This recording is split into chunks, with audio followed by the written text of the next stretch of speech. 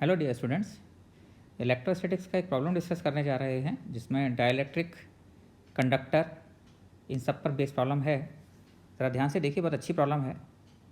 A very large slab of insulating material having face area A and dielectric constant k equal to 2 is placed between plates of a parallel plate capacitor and some uniform charge on plates are given. The system is placed in uniform electric field. The field is perpendicular to surface of the material. तो हमें चार options दिए हैं। Total charge on right surface कितना होगा ये बताना है, free charge on left surface कितना होगा ये बताना है, bound charge on right surface कितना होगा ये बताना है, और magnitude of applied electric field कितना है ये कैलकुलेट करना है। तो बेसिकली आप इसको सबसे पहले तो ये चीज़ समझ लीजिए कि इसमें फ्री चार्जेस और बाउंड चार्जेस और टोटल चार्जेस का मीनिंग क्या होता है। उसके बाद इस प्रॉब्लम को डिस्कस करते हैं, ठीक है। देखिए यहाँ पर मैंने ये फिगर बनाया है, इसमें आप कह सकते हैं कि ये तो प्लेट्स हैं, बेसिकली कंडक्टिंग प्लेट्स, और इसके बीच में ये डाइलेक्ट्रिक फिल किया हुआ है। अब सबसे पहले आप लोग ये समझने की कोशिश कीजिए कि जैसा इस क्वेश्चन में दिया गया है कि प्लेट्स को कुछ चार्ज दिया गया था।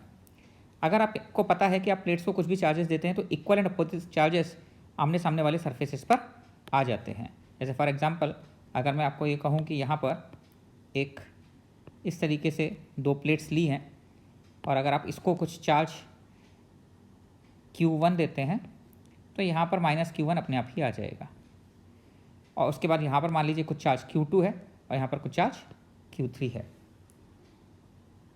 इसके बीच में इन्होंने क्या किया है, एक डाइलेक्ट्रिक मटेरियल फिल कर दिया है।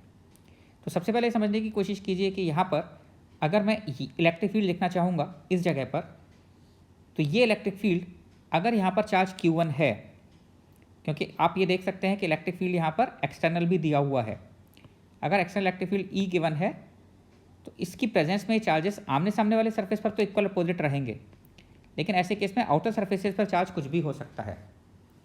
अगर ये इलेक्ट्रिक फील्ड नहीं होता तो हमें पता है कि Q2 और Q3 बराबर होते, लेकिन ऐसे केस में Q2 और Q3 कुछ भी अलग अलग हो सकते हैं।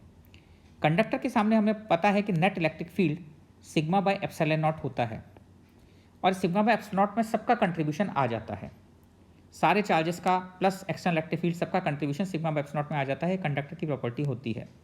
ये नेट इलेक्ट्रिक फील्ड यहाँ पर होता है, ये हम लोगों को पता है। ये यहाँ पर कितना होना चाहिए, यहाँ पर अगर देखें तो ये Q1 divided by A epsilon not होना चाहिए, क्योंकि यहाँ पर इस चार्ज Q1 की वजह से ये इलेक्ट्रिक फील्ड है। अब अगर आप यहाँ पर डाइलेक्ट्रिक फील्ड कर देते हैं तो इनसाइड डाइलेक्ट्रिक जो सिचुएशन होगी वो बस इतना फ़र्क आ जाएगा कि इनसाइड डाइलेक्ट्रिक जो इलेक्ट्रिक फील्ड एयर में होता था उसका K टाइम्स रिड्यूस हो जाता है। तो अगर इसका डाइलेक्ट्रिक कांस्टेंट K दिया गया है यहाँ पर, तो हम ये कह सकते हैं कि अब जो नेट इलेक्ट्रिक फील्ड होगा इनसाइड डाइलेक्ट्रिक, वो डाइलेक्ट्रिक के अंदर इलेक्ट्रिक फील्ड जो पहले इलेक्ट्रिक फील्ड था Q1 upon A epsilon not, इसका K टाइम्स होना चाहिए, और K यहाँ पर 2 दिया हुआ है, तो इससे हमारे पास इक्वेशन आ जाती है Q1 upon 2A epsilon nought, that should be equal to this electric field which is 2Q by A epsilon nought, that is equal to 2Q by A epsilon nought. एक इक्वेशन तो ये हमारे पास आ रही है। इससे अगर आप देखेंगे तो आपके पास Q1 की वैल्यू 4Q आ जाती है। तो एक सिचुएशन हमें पता लग गई कि Q1 की वैल्यू कितनी है, Q1 इक्वल टू 4Q है। Okay, so this is equation 1। अब इसके बाद अगर हम देखें तो और क्या क्या सिचुएशन हमें पता है।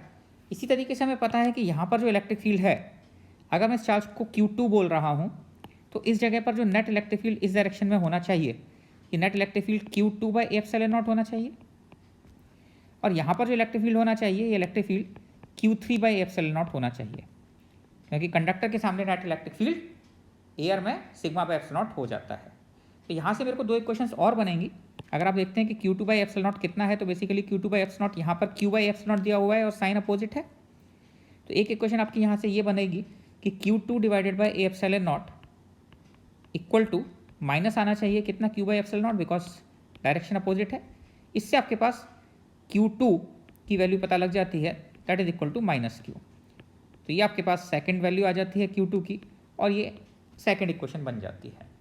इसी तरीके से अगर आप इस वाले सरफेस के लिए देखेंगे तो Q3 बाई एप्सिलॉन नॉट होना चाहिए, जो कि यहाँ पर 3Q बाई एप्सिलॉन नॉट दिया हुआ है। तो इससे आपके पास एक इक्वेशन क्या बन रही है, Q3 by epsilon nought is equal to 3Q by epsilon not, और यहाँ से आपके पास Q3 की वैल्यू भी आ जाती है that is equal to 3Q। तो ये सिचुएशन आपको पता लग गई। अगर आप देखेंगे तो आपको कौन कौन से चार्जेस पता लग जाते हैं। अगर आप देखेंगे तो Q1 that is equal to 4Q, तो इस वाले सरफेस पर आपको चार्ज पता लग गया है कि 4Q है। Q2 is equal to -Q, तो इस वाले सरफेस पर चार्ज -Q है, ये आपको पता लग गया है। इसी तरीके से यहाँ -Q1 चार्ज होगा तो इसके इनर सरफेस पर यहाँ पर चार्ज -4Q आया होगा, और इसके आउटर सरफेस पर अगर आप चार्ज देखेंगे तो Q3 which is equal to 3Q। ये चार्ज आपके पास पता लग जाते हैं। अब आपको कंडक्टर पर ये जो चार्जेस होते हैं, इन चार्जेस पर, कंडक्टर पर जो चार्ज होता है इस चार्ज को हम फ्री चार्ज बोलते हैं, और जो चार्ज डाइलेक्ट्रिक पर होता है इसको हम बाउंड चार्ज बोलते हैं। अब बिकॉज प्रॉब्लम में इस तरीके का फिगर दिया गया है कि आप देख सकते हैं कि प्रॉब्लम में इन दोनों को एक साथ दिखाया गया है। इसका मतलब इसका सरफेस, ये वाला जो सरफेस है, ये सरफेस कंडक्टिंग प्लेट का सरफेस प्लस डाइलेक्ट्रिक का सरफेस मिलाकर ये सरफेस दिखाया गया है। ऐसे ये वाला surface conducting plate plus dielectric को मिलाकर सरफेस दिखाया गया है। इसका मतलब अगर वो हमसे पूछता है कि total charge on right surface, तो total charge on right surface का मतलब ये वाला जो चार्ज होगा राइट सरफेस पर, जो प्लेट का चार्ज प्लस डाइलेक्ट्रिक का चार्ज दोनों होगा, वो हमें बताना होगा। तो अगर हम टोटल चार्ज देखें ऑन राइट सरफेस पर, तो उसकी वजह से हमें पता है सबसे पहली बात तो कि डाइलेक्ट्रिक पर जो चार्ज इंड्यूस होता है, चार्ज इंड्यूस्ड ऑन डाइलेक्ट्रिक, वो कितना होता है, that is equal to Q 1 - 1/K with a negative sign. मतलब अगर Q चार्ज की वजह से इंड्यूस हो रहा है, प्लेट पर चार्ज Q है तो डाइलेक्ट्रिक पर नेगेटिव चार्ज आता है। तो यहाँ पर अगर हम देखें तो Q इंड्यूस जो यहाँ पर आएगा वो 4Q इंटू 1 - 1/2, ये कितना आ जाता है, -4Q divided by 2, that is -2Q charge आ जाता है। तो इस समय ये चीज़ और पता लगी कि अगर हम ये देखें तो हमारे पास अब कौन कौन से चार्जेस आ गए हैं। अगर हम डाइलेक्ट्रिक पर देखें तो डाइलेक्ट्रिक पर यहाँ पर चार्ज -2Q होगा,